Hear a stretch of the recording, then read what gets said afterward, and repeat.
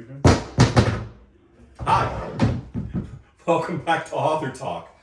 I'm John Hartness, and we found a sword in the room where we're taping, so of course we have to play with them, because we're nerds, and that's what we do.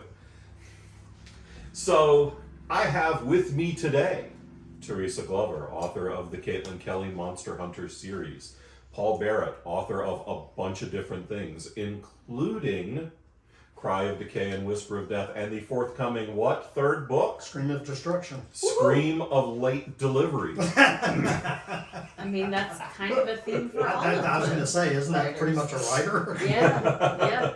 And, as has happened on more than one occasion, A.J. Hardley, author of Hideki Smith, Demon Queller, among, I don't know, a couple other books. 25. Yeah, no one here is surprised. But one of my favorite A.J. Hartley stories was when we were launching his 24th novel, Burning Shakespeare. We launched it at the Shakespeare Association of America's conference, which is this grand, highfalutin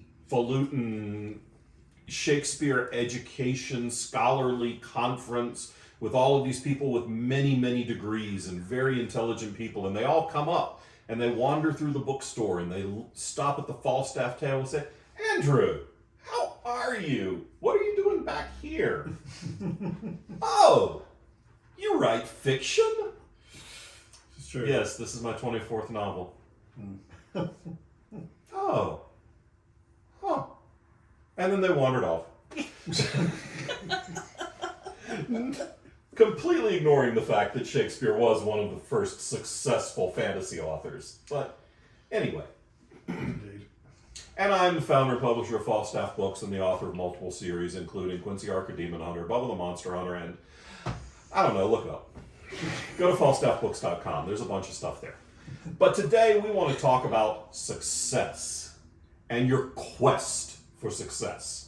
And that's why This is what happens when you give him a sword. we're going on a quest, motherfuckers. I'm going to put this away before I hurt someone. I think that's probably why. Most likely me. Yes. But in addition to success being an ephemeral thing, the definitions of success change for everyone. As you go through your career, your definition of success changes. But what does success as a writer mean to you, Teresa? Well, success as a writer for me can, like you said, change depending on where I am. Some days it's sitting down and actually writing words. That's a Sitting right successful here. day. Sometimes it's completing a book. Sometimes it's having somebody come up to me at the table and talk about a book and say, "Hey, your work really had an effect on me." And sometimes it's going to a convention and selling enough to cover my hotel room for the weekend. And hell, that's a great success.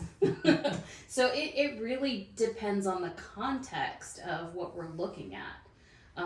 Getting the story done is probably the most chased after success that I'm working on right now. Because not only was Paul late, I'm real late too. This is not the part of the video where we discuss the fact that it's been 2 years since Quincy Harker releases. It's okay.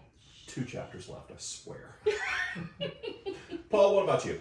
Well, I mean, Teresa pretty much covered it, I think. The biggest thing to me is just getting the stories done, getting something out there written. I don't write to become rich and famous. If that was the case, I would have quit, I don't know, when I started. Or start therapy. Yeah, exactly. So I think just actually getting stories published or getting out there and at least getting people to read them is its own brand of success. And having someone come up and go, "Hey, do you have your next one out?" Or, can you let me know when the next, here's my email, let me know when the next one comes out. I think pretty well covers it. Would we all like to be rich and famous? Sure. I don't know about the famous, definitely the rich. Yeah. But yeah, I mean, it's just the fact that I've got 6 novels out now is more than I ever thought I would do.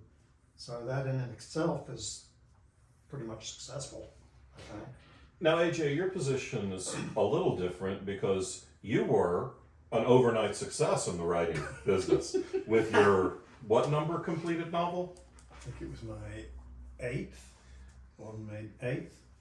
But it was your first published novel. Yeah. And it launched pretty much an unmitigated success. I think once you get onto the big lists, a book is a success. There were a number of things that were really good about that. But This is Mascavatrius. This was my first novel. It was a thriller. And that thing came out in, I think, 28 languages. And it was everywhere. I mean, I had just moved to Charlotte. And I remember seeing it in grocery stores and pharmacies and airports and stuff. And it was wild. Yeah. You know? Did you like go in airport bookstores and stealth sign stuff? I did go into a bookstore. I told you this story. I went into a Barnes and Noble once where they had some of my books, and I took some of them to the front and I said, since I'm here, do you mind if I sign these? And the girl who was working there said, yeah, go ahead. Only usually we only let the authors sign them. And I was like, what do you think is happening? It was bizarre. Anyway, but yes, I mean, occasionally, I don't tend to do it anymore, but... Not after that. But yeah, I mean, it was a weird one because I had been writing for 20 years, and this was before self-publishing, before a lot of small presses. It was, you went New York or you didn't go at all, you know? So I'd been working for a long time before that came out, and that set the bar very high. And, you know, subsequently, as I said, this is my 25th novel, and a lot of them have not done anything like in those kind of markers of success, but they've had other different sorts of success. What am I looking for now? I mean, I think, you know, as you said, when people come up to you, if you get an email, maybe from a book that you wrote years and years ago, and somebody said, I found this in a second-hand bookstore and I read it while my mother was in hospital. You know, and like, these are the things you can't measure, these are the things you don't anticipate, but that sense of connecting with a reader, even years after you have stopped thinking about that book, that's a thing. Other than that, you know, I mean, at the moment I have some stuff in development for film and TV and things, and if those came through, that's a new marker of achievement, of success. But it's not, as you said, it's not about fame and fortune. It's about the fact that I think when you're doing something that you're very invested in, the goalposts constantly move. Yeah. The moment you achieve something, like when your first book comes out, and until that point, you'd be like, I just want my first book out. Yeah. Right? Yeah. And then it comes out, and you're like, okay, now what?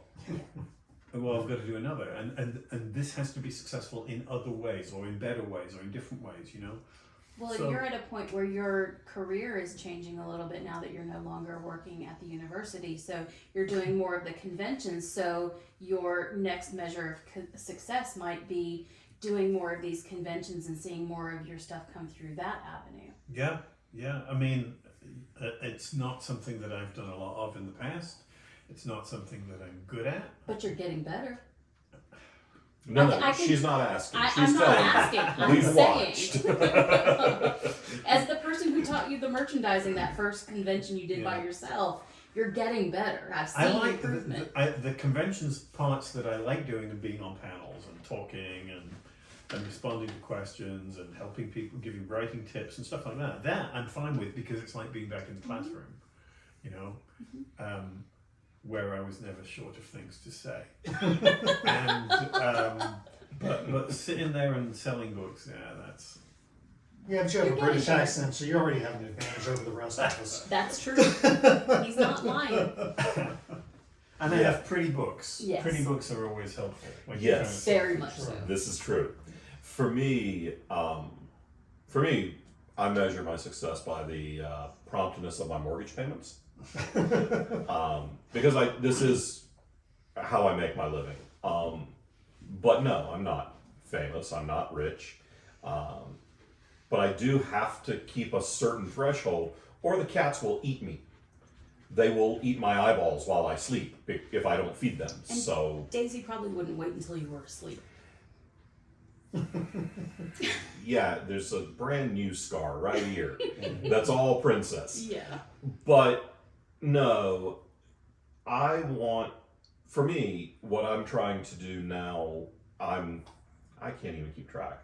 There's a lot of different books out there. There's a few. I want to do different things with each book. I want to either play with a new idea or a new stylistic thing, or explore a new avenue of the process, something new with character development, something new structurally. I want to not tell the same stories in the same way anymore. So that's where I'm finding success as a writer is, well, I don't think I could have written that book 5 years ago, so that feels pretty good to have developed a new skill set. And then to hear feedback that it worked is also really nice. Identity Theft is a book I released earlier this year, which is very different from everything else I've written. It's my first non-supernatural book. It's a comedy thriller. I refer to it as a drunker Thelma and Louise. Without the dying. Spoilers. For a 20-year-old movie. You know, I heard somebody whining on the internet about, well, you never know who hasn't read it. Shut up. It's part of the cultural consciousness. They die at the end of Thelma and Louise, and Brad Pitt's a dick. Piss off. In the movie. I don't know if Brad Pitt's really a dick. I never met the guy. I don't know. He might be great. Fuck, who cares? So, Meanwhile, in the conversation. But the publishing industry measures success in a lot of different ways as well. When you're working with a company like Falstaff, like all of us do, our metric for a successful release is very different than a New York press. We've talked about this when we've talked about re-releases and Audible print and ebook releases of audiobook originals and things. If you're not launching a New York book with tens of thousands of copies sold, then you're not launching the next book. So for all of you out there who, I don't want to read the first book until the whole series is done, you're the reason series don't get finished. Fucking quit that. Yeah, we know George and Pat haven't delivered. The rest of us turn our shit in somewhat close to on time. I mean, time is a wibbly wobbly concept. Yeah. It's fine. You know, it's time fine. is a construct. But when you're working with us, when you're working with an independent press or you're self-publishing, your measuring stick is different. It costs a lot less to pay my mortgage than it does the rent on a building in Manhattan. Well, and another thing that you and I have looked at from the convention perspective is trying to be able to put something in everybody's hand that walks up. Yeah. And being able to fit any reader's taste with the line that we have available. And I think we've been pretty successful with that so far. There hasn't really been anything other than nonfiction or autobiography that we've been able to. Well, there was that one guy who came walking up asking for hentai. For That's those, a different. for those who are wondering why AJ's about to explode, it's because Katie's giving him the evil eye from the other end of the camera. It's just John putting his measuring stick in people's hands. Look, Which is why Katie was giving them the evil eye from the other side of the camera. Look, I'm selling your books with that stick out. I mean, just with these two schmucks, we can cover a whole lot of the reading Absolutely. public. Yeah. We've got epic fantasy, we've got YA, we've got space opera, we've got thrillers, we've Fantasy between- noir. fantasy noir. Between the four of us, we cover pretty much everything except like romantasy. Pretty much. I still say Grace is a romance novel, but Yeah, romance and romantasy are two romantasy's very not a different real things. word. Come back to me in a decade. Okay. So, when you first started, we touched on this really briefly, but when you first started out, with those first 8 books, what was your first benchmark of success? Getting an agent. In those days. And now, is the agent you work with now the same agent? Has she been your agent throughout? I had a couple of agents before her, Okay. but she was the one who sold my first book. So She's the I've first been one that with her worked. for the last 18 years. Yeah, Okay. yeah. And Paul, before you published your first work, what would you have considered your metric for success? Well, getting published. I mean, really. I mean, obviously, trying the big six back in the day.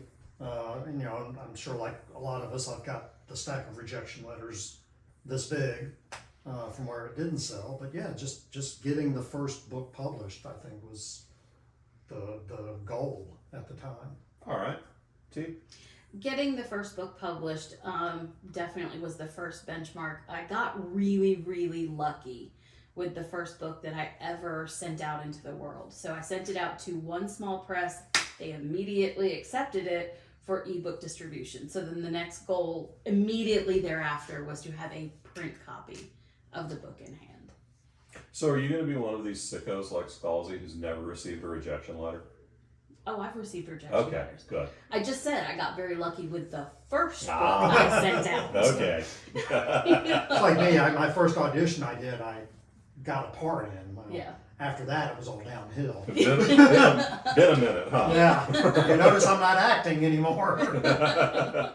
For me, because I self-published my first book, getting published was not really, it didn't feel like a big goal because I was the one doing it. Right. I have my very small stack of rejection letters because it took them so damn long to respond That's true. that I got fed up and self-published the book anyway.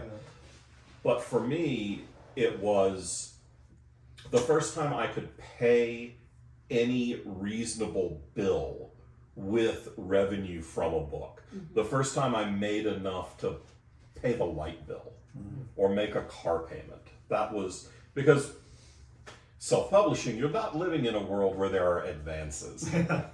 Well, in publishing, you're not really doing that anymore, from my understanding. They're shrinking pretty dramatically in a lot of cases. I know for me, I've never gotten a big advance on a book. I've gotten some nice little checks for audio, but I've never gotten an. That's true. I did get one for audio. But I've never gotten anything big. Yeah. But AJ, what was another marker? Because I want to take a look at how the metrics for success shift. So let's say. So so obviously I did get advances. Yes. So you book earning out. Okay. So, Explain what that means. So if a publisher pays you $10,000, $20,000 or whatever it is before the book comes out, that is your money to keep. But you don't make anything else until you have earned out that advance. So and you're earning out that advance on something like a royalty rate, which is usually close to 10%. So let's say the book sells for $10. Right. You got a $20,000 advance and you're getting 10% royalties. You've got to sell 20,000 copies of the book before you get another dime. Exactly. Yeah. Okay. Yeah. So anytime a book, and because of the way publishing works, part of the reason that that's a goal is because it means you've beaten the publisher's bed, Yeah. right? Because when they pay that advance, they're thinking, this is what we're going to make, And of course, in that world, if your book doesn't earn out, then that will be held against you, which makes it harder to sell the next one, and so on and so on. So anytime a book earns out is a good day. Now, Paul, you mentioned audio, and for a lot of people, getting your first audio book Yeah, I mean that was is a big marker. Yeah, that was very cool. The first one was Malaise Falchion, which sort of became the first one because I made it happen. So kind of again, but then we sold the two to Scribs, so that was kind of cool. Yeah. that was unexpected. And that came with a check. It did come with a check, yeah. So which, It may not ever come with another. I was going one. to say I don't know that we're ever going to see another from it, but it And that's but fine yeah. because then the publisher made their bet. Yeah, exactly. So, Teresa, what's the next step for you? What's your next So, hurdle? I'm getting closer to the point where I can pay for at least tickets to the convention. conventions that I go to when I have to buy them, or the travel expenses that go along with it. So we're getting close to that. The next one will probably be the bill, paying a bill with a royalty check. Okay.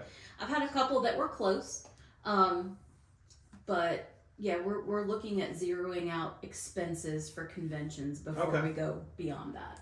I want to make it a self-sustaining enterprise. Yeah. All right, Paul. What's the next thing you want? Honestly, the next thing I'd like is one of the screenplays that Steve and I have worked on to get picked up. Because I mean that is writing. I mean it's not book Yeah. writing, but it is writing. So I would, and we came close with a show that was on BYU that was the producers wanted it, and they were ready. They had talked costumes, everything, but then for whatever reason, one of the studio executives turned against it. So we were like that close to, and there may have been tears and alcohol involved when we got that rejection. But yeah, that would be sort of the next thing, is just to get one of the screenplays we've done at least optioned. I mean, 'cause that's a long process, as you know, to get it developed and get anything to happen with it. But just to have someone go, here's a check for a couple $1,000. We'd like to try and do something with this for 6 months. You know, a wise friend of mine once described the publishing industry as a series of no's until finally one person Yep. says yes. Exactly. And the film and television industries are a series of yeses until finally the person who writes the check says no. Yep, that's about right. Everybody loves it until it's time to fork out the money. Yeah. Yeah.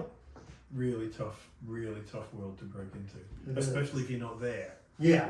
in LA. I mean, it's gotten Taking easier just meetings because all of the time. amount of, places to do content now, but yeah, it's still not easy by any stretch of the imagination. So, wise friend, what is your... Because, by the way, that was me I was quoting you. wondering. That sounds like something I might have said. Oh, it's 100% something you said. Yeah. So what am I being asked? What? That's a dangerous question. What's the next mark of success you're looking for? I mean, I think it probably is film or TV. Probably not from an original script, though I have done scripts and they're in circulation, and I have a West Coast rep and so on. But having a book. No, let me push it a little further. So yes, movie, TV. Then going to Dragon Con and seeing people cosplaying my stuff. Oh yeah, that's cool. Right? Yeah. That would be cool. Yeah. So yeah. I thought you were going to say going to Dragon Con and not having someone in the elevator say, "Oh, you must be a writer. I've never heard of you." Yeah. Yeah. Wow. It's a thing. For me, it's similar but a little different. For me, I want a comic book. I want a graphic novel, and I Good step towards film and TV. Yeah. because then the storyboards are done. Pretty much, yeah. Yeah. And I just had a conversation a couple of weeks ago with someone who produces comics and gave them a couple of books and talked through some things. So I don't know, maybe. But that's, I think, for me, from a writing standpoint. And, there's a couple of other things, that have happened, but to see them continue to happen is nice. Anthology invitations are always really nice. And then guest of honor gigs at conventions where they cover your travel. Those are nice. Pretty rare for folks at my level, but it does happen. And if you want to see me at a convention where I will be a guest of honor, you can come join me at Chattacon in January in Chattanooga, Tennessee, where I will be the special guest at that convention. And I'm looking very forward to returning to Middle Tennessee. And Contober, Deep South Con. And Contoberfest, Deep South Con in Rome, Georgia? I think so. I don't remember. I'd have to look. Somewhere in Georgia. Yes. In when? October? October. I'm just renting an Airbnb in Georgia because I mean, you might as well at this point. You're just going to spend most of the summer down there. Because between Dragon Con and Halloween, I have 3 events in Atlanta. I've got Dragon, and then Multiverse, and then Contober Fest. and so they're all right there. But yeah, those are kind of my marks. The getting a few more anthology invitations are really nice. Not having to shout across a panel room at DragonCon, "Hey Kevin, I'll be in your cat anthology." But yeah, there are a lot of misconceptions about what it is, what a successful writer's career looks like, when you're satisfied. Spoiler, never. Because if you're satisfied, you're stagnant, both with your craft and your career. You're not learning anything. You're not growing. But one of the big misconceptions for me is that writing the book was the hard part. Writing the book is the easy bit. Putting the book in people's hands and getting them to give you money for it, that's hard. But actually writing the book, recent history notwithstanding, I swear to God, I'm almost done. Recent history notwithstanding, writing the book is easier than everything that comes after. Oh, it's the fun part, isn't it? Yeah. It's where, even when you've stuff that is already under contract, it's still something you wanted to do. Yeah. So yeah, that's, you're playing in your sandbox and you're having fun with it. Like that, you can't beat that. That second draft. Talking of success, when you do the first draft and then you put it aside, or at least I do, and work on something else for a bit, and then I come back to it. Because when I write, I just write all the way through, pretty much non-stop. I don't edit as I go.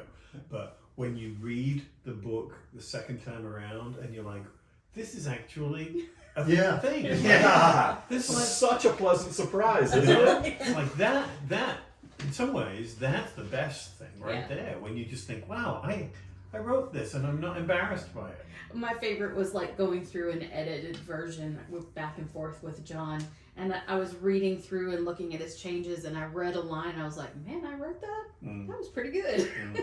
Like Yeah. me, I can always tell when I, with Scribe of Destiny and even Fauch and the one that Steve and I are working on now, you go back and read something and you laugh at it and go, okay, I am kind of funny. Or at least I think I'm funny, so hopefully other people will too. Hilarious. All right, sorry, all right. Yeah, that too. Yeah, to go back and read it and actually chuckle out loud because you had forgotten you wrote it and it still grabs you is kind of nice. Or has a different emotional impact. I still choke up reading parts of Amazing Grace at readings. And that to me feels like, okay, I did something there.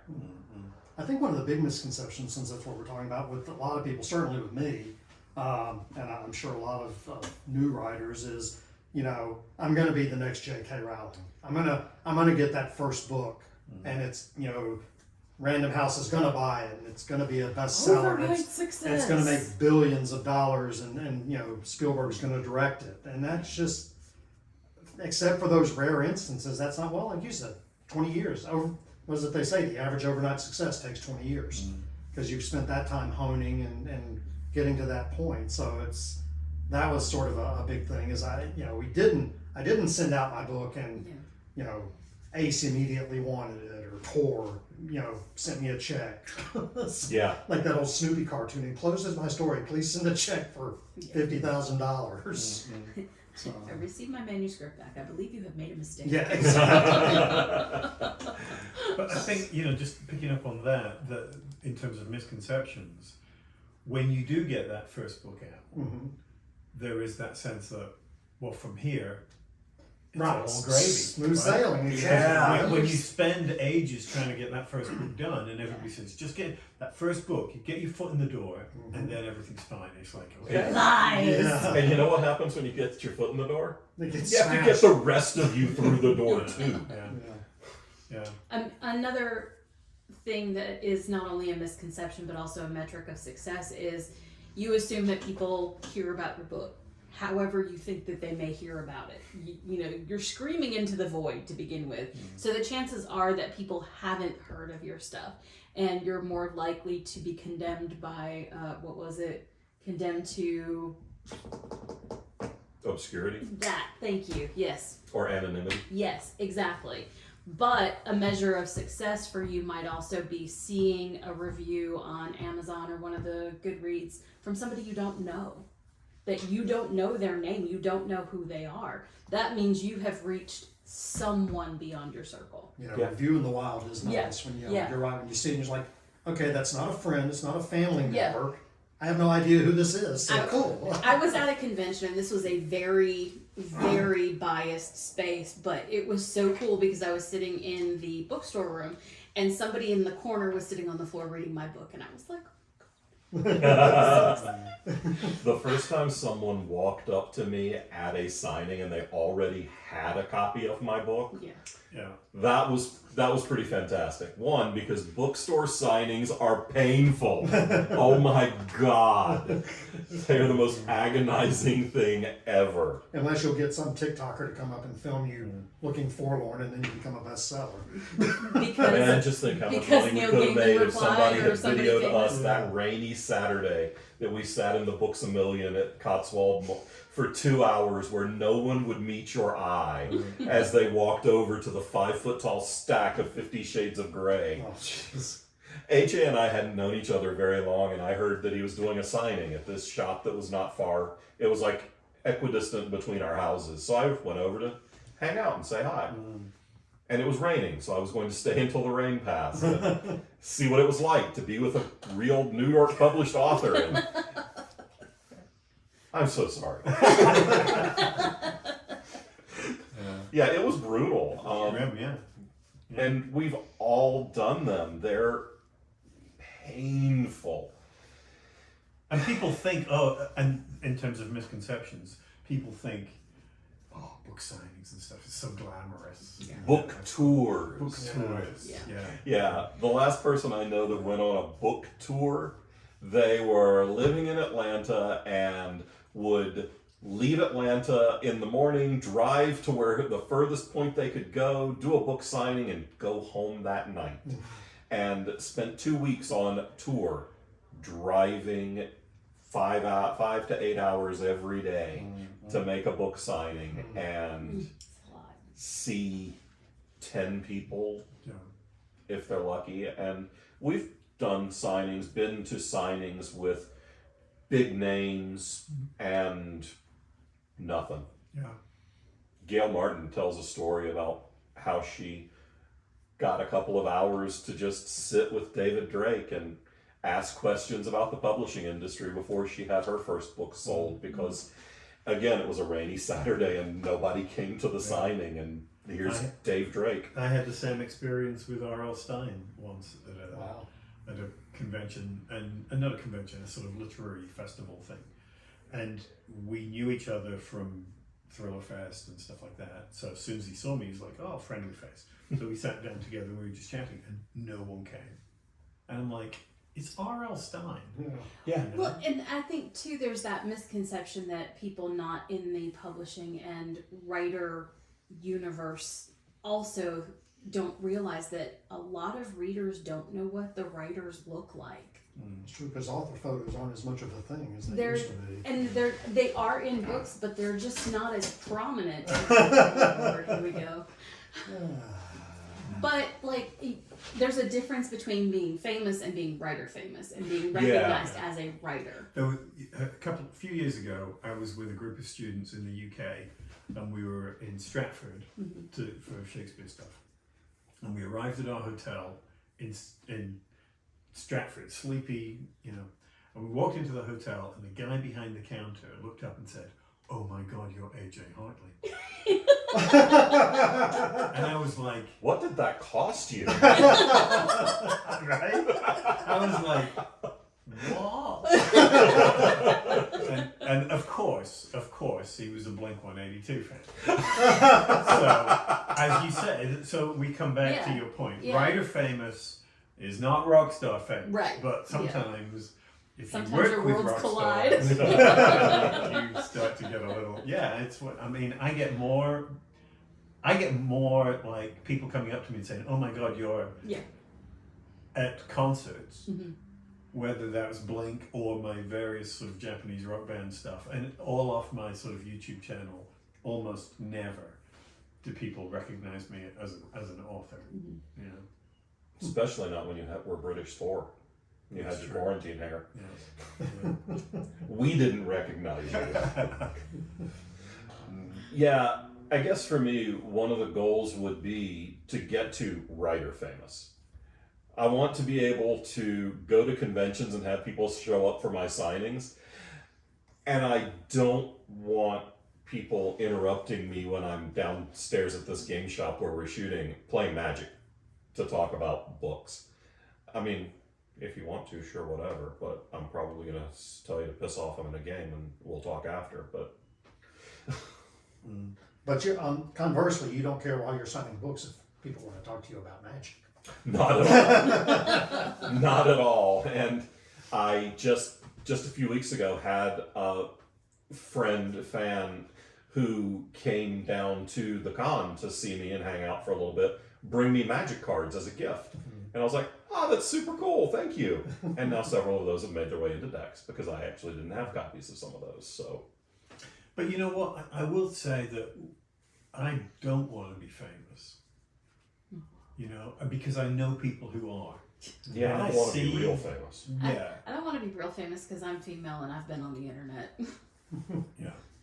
There's, Yeah. yeah. But I don't want to be rock star. Like Mm-mm. every time you step outside, you have to prepare yourself to be in public because every single time people are going to come up to you, they're always going to recognize you. They're going to know who you are, and they're going to want a piece of you. Always. Yeah, I've managed to become friends with a few professional wrestlers, and there is no mistaking someone who is 7.5 feet tall. The number of people who that could possibly be are very small. And, you know, we could wear a hat, you know, put in contact lenses, put on glasses. We could obscure, but when you're There's some the fickleness of that kind of fame as well. You know, I remember I've been recently rewatching Star Trek: Next Generation, and I remember the first time I met Patrick Stewart when he was and I met him in Michigan of all places when he was with the Royal Shakespeare Company. That's odd. And then that is such an odd place. That's an odd set of words to hear. I met Patrick Stewart in Michigan when he was with the Royal Shakespeare Company. None of these elements belong in Michigan. I wish you could see Katie's face. The Royal Shakespeare Company were doing a residence Right. at Michigan, and so they were doing a couple of there was a Tempest production and an Antony and Cleopatra production, and Patrick Stewart was in both as Prospero. And as Antony with Harriet Walter as Cleopatra. And I got to go backstage and meet him, and he signed some Star Trek stuff for me, and we were talking. And about maybe 10 years later, I met him again when he was in Hamlet, playing Claudius in Stratford, opposite David Tennant. Oh my god. And That is a nerdgasm out of stage right there. and David Tennant, he was still in Doctor Who first time around. It was like season 4, absolute height of his status in Doctor Who, right? And the audience was packed with fans, you know. And I got to go backstage again and meet him and what have you.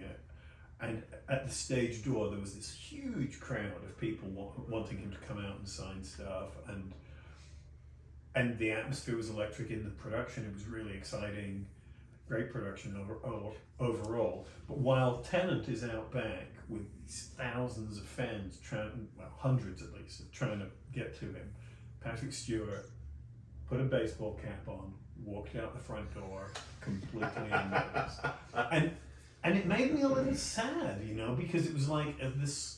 I mean, and obviously he's still a huge figure, but As is evidenced Flavor by of the the line month. wrapped around the Hyatt at Dragon. sure. But you see what I mean? Yeah. There was a fickleness that David Tennant at the time was the star, and Patrick Stewart immediately became sort of secondary, and nobody was anywhere near as excited to see him. You know? So yeah. And you know, that's the thing, is that all of these people that we're talking about also had their period of time where they're like, man, I just want an agent to call me back. Yeah. Oh, absolutely. And so, And now someone do again. I mean, sad to say, but it's Yeah. true. and that's the fleeting nature of success is something that you brought up, but we also all need to kind of keep in mind, because that's one reason that you want to challenge yourself.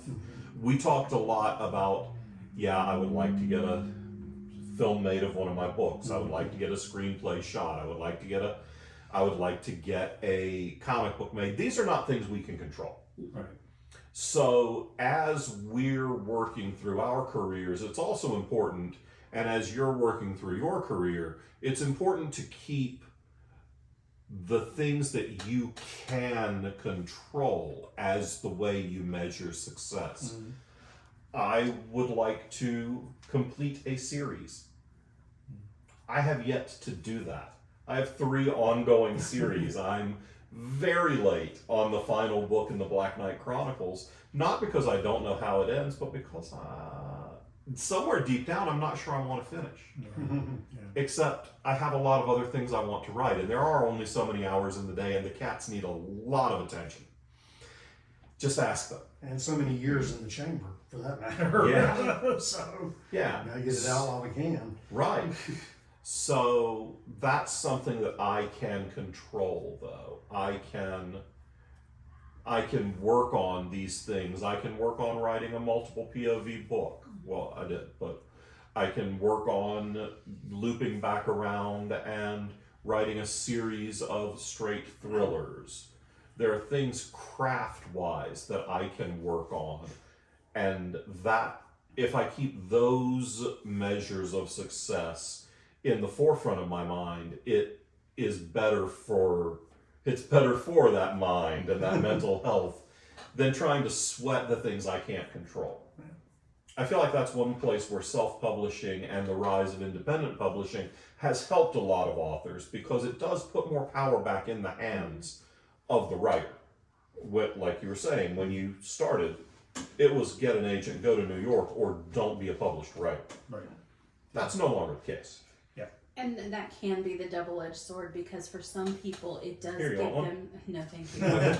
It does give them the excuse of giving up before they've actually leveled up, and then they just go ahead and do it on their own, and it's not the best that they can do. They just are impatient. Still sitting right here, T. Yeah, I know. But they're impatient. They want the product in their hand. They want to see the fruits of their labors, and it's not the best it could be, and then that comes with the regret, and that kind of shoots you in the foot in your career going forward if the next book isn't as good as the one that came out before it, or better than. Yeah. Well, the democratization of filmmaking kind of falls into that too. It's like, just because you can use Final Cut and shoot on an iPhone doesn't mean you should. Well, we were joking with a publisher friend. NaNoWriMo, National Novel Writing Month, happens in November. And we were joking with him to close the submissions December 1st and don't open them until March, because in March, you will have the people who are still working on the draft to make it a publishable piece of work. But the people who want that novel published will have already self-published it in some way, shape, or form. Because the running joke is that December is National Shitty Half-Baked Novel Submission Month. Yes. And look, even though you're brilliant, you're not that brilliant. It needs to be edited. and I love NaNoWriMo. I think it's great for giving people it gives people the endorphin hit of finishing something. It's a kick in the butt. It's a kick in the butt. It's the co-working, it's the body doubling. Yeah. It's all of the ADHD friendly things. Yeah, it doesn't work for me, Right. but I'm not trying to launch a career. Right. I had books in hand before I ever knew NaNoWriMo existed. Right. AJ had books on the shelf in Barnes & Noble before NaNoWriMo existed, probably. I had my first clay tablets pounded out before I figured out about that. And it actually occurred to me yesterday that I'd probably completed NaNoWriMo this year without even being conscious of. And that's the thing, is that most people who are advanced in their career, you're doing Because what is 50? Is it like 1,200, 1,300 It's words? just shy of 1,600. 1,700. Yeah, It's like okay. 16 something. Yeah. Because I shoot for 1,200 a day. I mean, that's my goal. Yeah. I shoot for 2K a day, but I don't count for Saturdays and Sundays. Right. So I'm shooting for 10K a week. Yeah, I mean, I do Saturdays and Sundays. Well, sometimes Sundays maybe. Yeah. And of course, obviously, work notwithstanding. Since, Right. Yeah, with me, it's travel eats up a lot of that. Convention. I lose a lot of Fridays to conventions. That's true. I lose a lot of Thursdays to travel, but my goal is 10K a week. That's about the same for me. I used to do it when I was writing like 3 days a week, and I would do a long morning and hope to get about 3,000 words per sitting. And I always thought that when I wasn't in class, you know, either I'm on sabbatical or as I am now retired, that word count would go up, but it didn't. Mm-mm. Because I needed the time in between those writing sessions to figure out where things go from there and just let it percolate, you know. Yeah, I find the same with me. I wrote more when I had a day job, Same. but I Because you knew your time was limited. I knew my time was limited, and I didn't really know what I was doing as much. I threw away a lot more too. I found that I was able to squeeze into those moments of waiting during the day job. So if you're waiting for somebody to get back to you and there's literally no project that you can work on in that time period, you pound out a paragraph. Yeah. So I ended up writing more when I had a day job because I was already at the computer. All right. So we've talked a lot about success. Let's circle back around real quick and talk about your most recent successes, i.e. your most recent releases and where people can buy them. Spoiler alert, the answer is falstaffbooks.com. So Teresa, where can people find Blood Moon Over Bourbon Street? At falstaffbooks.com or anywhere you buy books. And also they can find them at... One of the 20 some odd conventions that we're going to be doing throughout the year. So check our Facebook group, check Falstaff Books website. We'll have that information out there. Yep. Sign up for the newsletter. John will tell you when we're going to be places. And you get cat pictures on the newsletter. Yes. Paul? Scribe of Destiny is mine and Stephen Mine's, our newest book, available at This is why we have falstaffbooks.com. editors, Yeah, folks. it's true. Available at falstaffbooks.com. And if people want to pick up a Badass Apocalypse Meow t-shirt, where can they do that? They can get that at sansperf.com. That's SANSPERF as in Frank.com/shop. You can get this one. You can get the movies that my husband has done. All 3 of his thriller films are available, as well as other cool merchandise. All right. AJ, if people would like to pick up a copy of the episode of Demon Queller, It's so pretty. Yeah, you can get it at falstaffbooks.com apparently, and a whole bunch of other places. So there's that. my most recent release just landed on Audible yesterday, and it is an anthology that I am in with Jonathan Mayberry and Kevin J. Anderson and Maurice Broaddus and Kat Richardson and Wayne Brady.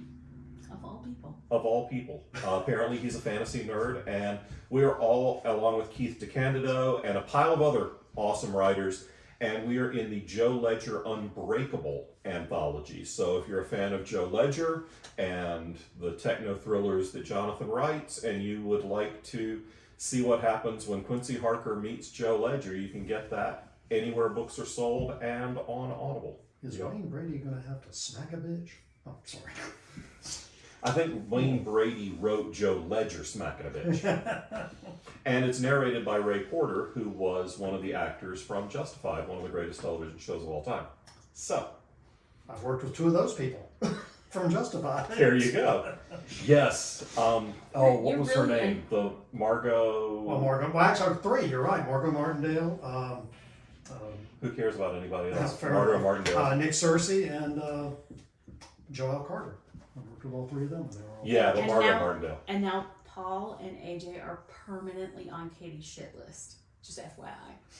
Yeah, because they knew too many famous people. Yeah. Come back next time for Author Talk, and we will And we'll tell the story about when HA didn't realize he was hanging out with Tonks at Dragon Con. Bye! Bye. I guess there's something to be said for sitting here holding bladed weapons. It's true. I feel underdressed. I know, right? Oh, wow, I would have brought one of my knives if I'd have known. And then we can find you a sword. That's not a knife. I mean, like one of my dragon knives, you know, with like curvy blades and shit. We found these when we got here. Aha! Yay! Look, we're Butch. Oh, they need weapons. Yeah. I mean, it's not like we know how to use them. I probably couldn't even open a can of fucking Vienna sausages with this thing. I used to fence for my university. Did you know that? Why didn't you go to a college with walls like a normal person? Had to fucking build fences? Jesus. Oh, God. Oh my god. I left playing Jagged Alliance 3 for this. Alright, and then it comes into I'm what not are Ian you McKellen. a Wait, what? I'm not Ian McKellen in the same class. Sorry. You need to shut the fuck up. I've worked with Ewan McGregor.